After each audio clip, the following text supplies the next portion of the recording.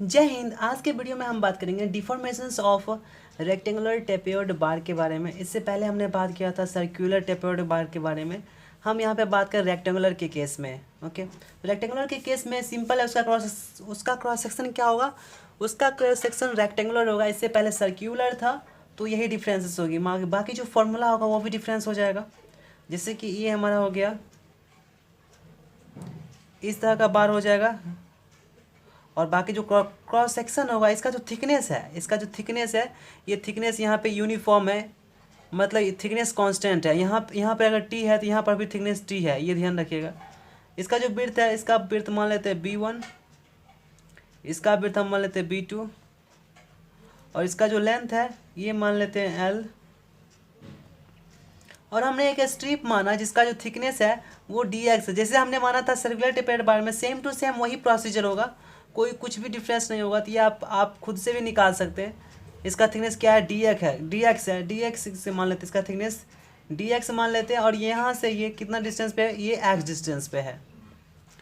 x distance पे हमने एक स्ट्रिप माना जिसका थिकनेस dx है। यहाँ पे जो थिकनेस है वो कांस्टेंट है, ये आप ध्यान रखिएगा। बाकी जो प्रोसीजर होगी वो सेम टू सेम होगी, जैसे कि सर्कुलर टेपेड की बार के केस में हमने देखा था।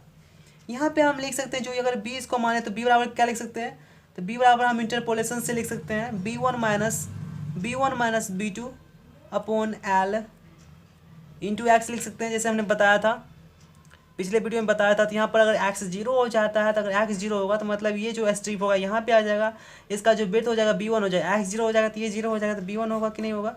अब यहाँ से हम मान लेते हैं, क्या मानेंगे, k बराबर मान लेते हैं b1 minus b2 upon l। हम इसलिए मान लेते हैं k बराबर b1 minus b2 upon l, ताकि सॉल्व करने में आसानी होगी। बाद में हम k की value b1 minus b2 upon l put कर देंगे। तो यहाँ से b बराबर लिख सकते हैं b1 माइनस kx।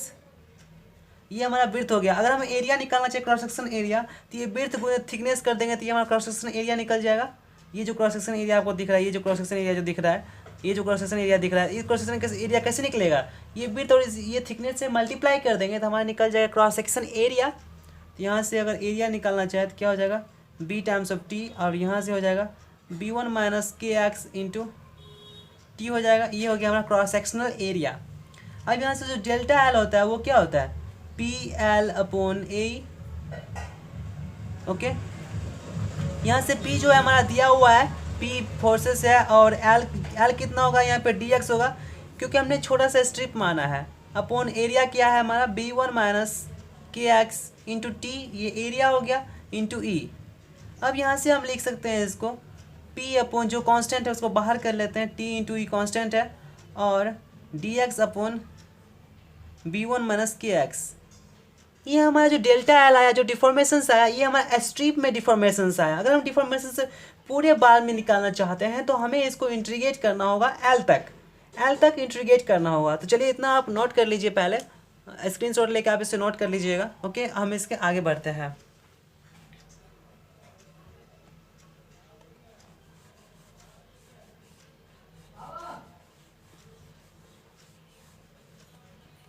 हमने निकाला था डेल्टा एल, जो कि निकला था क्या, P upon T E into D x upon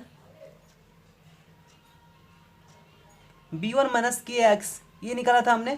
अब यहाँ से इंटीग्रेट कर देंगे 0 से l तक, तो हमारा टोटल डिफॉर्मेशन आ जाएगा। तो यहाँ से डेल्टा एल अगर निकालना चाहे तो क्या हो जाएगा, p अपॉन टी इंटू ई कॉन्स्टेंट है, इसलिए इसको बाहर कर दिए 0 से l, और dx upon b1 minus kx। अब यहाँ से चूंकि यहाँ पे b1 माइनस kx है, तो इसको हमें z मान लेंगे, ताकि अगर यहाँ से इंटीग्रेशन आपने पढ़ा होगा तो आपको पता होगा इसको कैसे सॉल्व करते हैं। तो इसको सिंपल सॉल्व करना है, तो मान लेते हैं z बराबर b1 माइनस kx। यहाँ से dz बराबर लिख सकते हैं, ये तो कांस्टेंट है तो इसका 0 हो जाएगा, माइनस k इंटू डी हो जाएगा। यहाँ से अगर dx निकालना चाहे तो dx लिख सकते हैं minus dz upon k। Okay, ये लिख सकते हैं dx में, और अगर हम यहाँ पे dx की वैल्यू पुट कर लेंगे और b1 माइनस kx की जगह पर हम z लिख देंगे, तो ये हो जाएगा p upon T into E into 0 से l, ये हो जाएगा minus dz upon k times of z हो जाएगा। बाद में हम z की वैल्यू b1 माइनस kx रख देंगे। ओके, यहाँ से हम लिख सकते हैं, चूँकि k तो कांस्टेंट है, इसलिए p upon T E K into zero से L minus D Z upon Z हो जाएगा। अब यहाँ से minus D Z upon Z को आपने पढ़ा होगा, क्या होगा, माइनस एल एन सी होगा। एल एन मतलब लॉग होता है, हालांकि लॉग उसे नहीं बोलते, एल एन ही बोलते हैं। तो यहाँ से हम लिख सकते हैं P upon T E K minus L N Z zero से एल हो जाएगा। अब यहाँ से हम लिख सकते हैं डेल्टा एल को P upon T E K minus L N Z का मान कितना में रखा था, B one minus K x, तो B one minus K x यहाँ पे पुट कर देंगे और ये हो जाएगा जीरो से एल। अब यहाँ से कुछ नहीं, यहाँ पे इंटीग्रेशन करना है बस, और कुछ नहीं है। तो चलिए यहाँ पे इसका मान इतना है, आप लिख लीजिएगा स्क्रीनशॉट लेकर। हम यहाँ पे फास्ट कर देते हैं ताकि और कम टाइम में ज़्यादा हो जाएगा। यहाँ से जो डेल्टा एल निकला हमारा वो क्या निकला, P upon T E K into minus L N B minus K X zero से एल, इतना निकला। अब यहाँ से एक बार एल पुट करेंगे, एक बार upper limit minus lower limit करेंगे, तो यहाँ से P upon T E K into हो जाएगा माइनस एल एन, एक्स की जगह पर एल पुट करेंगे तो क्या हो जाएगा, बी माइनस के एल हो जाएगा, और फिर माइनस करेंगे तो माइनस माइनस प्लस हो जाएगा, यहाँ से plus L N, zero put करेंगे एक्स की जगह पर क्या हो जाएगा, ये जीरो हो जाएगा, तो एल एन बी हो जाएगा केवल। अब यहाँ से के का मान पुट कर देते हैं, तो P upon the T E के, अब के का मान हमने कितना रखा था, तो B one minus B two upon L रखा था, बी माइनस के का मान कितना, B one minus B two, sorry यहाँ पे बी वन होगा, यहाँ पे हमने बी वन नहीं लिखा, बी वन होगा, ओके बी वन होगा, B one minus B two upon L, इतना के का मान था into L plus L N B one. यहाँ से एल एल कट जाएगा, यहाँ से इसको काटे तो बी वन कट जाएगा, बचेगा केवल बी टू। यहाँ से लिख सकते हैं P upon T E K into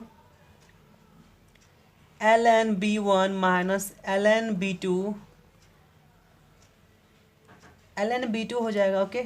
यहाँ से के हो गया। अब यहाँ से के का मान कितना रखा था हमने, B one minus B two upon L, तो यहाँ से एल ऊपर चला जाएगा, फिर भी लिख लेते हैं एक बार। पहले तो हम इसको क्या लिख सकते हैं, L N B one minus L N B two, इसको फॉर्मूला क्या लिख सकते हैं आपको पता होगा, तो इसको लिख सकते हैं L N B one upon B two लिख सकते हैं, तभी तो L N B one minus L N B two होगा, ओके। अपॉन यहाँ पे टी ई के है, तो टी ई के का मान कितना हमने रखा था, B one minus B two upon L, इतना। अब यहाँ से अगर हम डिफॉर्मेशंस की बात करें तो क्या हो जाएगा, P into L N B one upon B two upon T E into B one minus B two. अगर हम यहाँ डिफॉर्मेशंस की बात करें तो ये हमारा डिफॉर्मेशंस आ गया, इसको हम फाइनली अच्छे से लिख लेते हैं। तो जो फाइनली डिफॉर्मेशंस आ गया हमारे रेक्टेंगुलर बार के केस में, जो फाइनली हमारे रेक्टेंगुलर बार के केस में जो डिफॉर्मेशंस आ गया वो क्या आ गया, वो आ गया हमारा P L into L N B one upon B two upon T into E into B one minus B two. ये हमारा हो गया टोटल डिफॉर्मेशंस रेक्टेंगुलर बार के केस में। यहाँ पे कैसे निकला, तो वो यहाँ पे डिराइव आपने देख लिया कि ये फॉर्मूला कैसे आया। यहाँ पे पी क्या है, तो पी फोर्सेस है जो इस पर लगेगा, फोर्सेस है, और एल क्या है, तो लेंथ है, और हमारा जो एल एन मतलब यहाँ पे लॉग, यहाँ पे लॉग नहीं है, यहाँ पे एल एन है। आपको ध्यान रहेगा कि लॉग अगर निकालना होगा तो लॉग बराबर होता है 2.303, एक सेकेंड, एल एन बराबर होता है 2.303 लॉग, ओके। चलिए अब हम इसमें कोई एक क्वेश्चन देख लेते हैं ताकि आपको समझ में आ जाए कि ये कैसे निकला, ओके। तो चलिए इस क्वेश्चन को सॉल्व करते हैं ताकि आइडिया हो जाए। A rectangular bar of 2 meter long and 12.5 mm thick uniformly tapers from 100 mm at one end to 20 mm at other end. If bar is subjected to a tensile force of 25 kN, find its deformations E equals to 200 GPa. यहाँ पे जो दिया हुआ है पहले हम वो लिख लेते हैं क्या क्या दिया हुआ है। सबसे पहले जो लेंथ दिया हुआ है बार का वो दिया है 2 मीटर, 2 मीटर दिया हुआ है। दूसरा जो इसका थिकनेस दिया हुआ है वो कितना दिया हुआ है, जो थिकनेस दिया हुआ वो दिया है 12.5 mm। अगर mm को हम मीटर में बदलेंगे तो क्या हो जाएगा, नहीं तो mm में ही रहने देते हैं। ओके, और उसके बाद जो B1 दिया है वो दिया हुआ है 100 mm, क्योंकि 100 mm लार्जर डेप्थ हो गया। तो B2 हमारा होगा स्मॉलर डेप्थ जो कि 20 mm दिया हुआ है हमारा। और यहाँ से हमारा फोर्स दिया हुआ है 25 किलो न्यूटन। और हमारा E दिया हुआ है modulus of elasticity 200 GPa। GPa को कन्वर्ट करेंगे तो 200 लिख सकते हैं किलो न्यूटन पर mm² लिख सकते हैं। अब यहाँ से हमें निकालना है डिफॉर्मेशंस, यानी कि डेल्टा एल निकालना है बराबर वॉट। डेल्टा एल का फॉर्मूला हमने अभी क्या देखा था, अभी तुरंत देखा था रेक्टेंगुलर बार के केस में क्या होता है अगर टेपेयोड है तो। इस केस में क्या होता है PL into log B1 upon B2 upon T into E into B1 minus B2। हमने ये फॉर्मूला भी देखा था। अब यहाँ से अगर इसको सॉल्व करें तो क्या लिख सकते हैं, P का मान हमें दिया हुआ 25, L का मान हमें 2 मीटर दिया हुआ तो इसको mm में लिखना होगा, क्योंकि सबको हम mm में ले रहे हैं तो इसको भी mm में ही लेंगे। इंटू लॉग B1 का मान कितना है 100 और B2 का मान कितना है 20 अपॉन T का मान कितना है थिकनेस 12.5 mm इंटू E का मान कितना है 200 किलोमीटर पर mm² into B1 minus B2 यानी कि 100 माइनस 20। अब यहाँ से अगर सॉल्व करें तो जो डेल्टा एल हमारा आ जाएगा वो क्या हो जाएगा ln, यहाँ पे लॉग होगा, यहाँ पे ln होगा, क्योंकि हमने आपको बताया था जो हमारा इंटीग्रेशन होता है वो ln निकलता है, तो ln होगा। यहाँ पे हमने यहाँ पे मिस किया है, यहाँ पे ln होगा। Okay, ln 5 upon 12.5 times of 200 into 80, तो हमारा आ जाएगा 0.402। क्या आ जाएगा 0.402 mm हो जाएगा, 0.402 mm हो जाएगा हमारा आंसर। जो डेल्टा एल डिफॉर्मेशन आ जाएगा हमारा हुआ 0.402।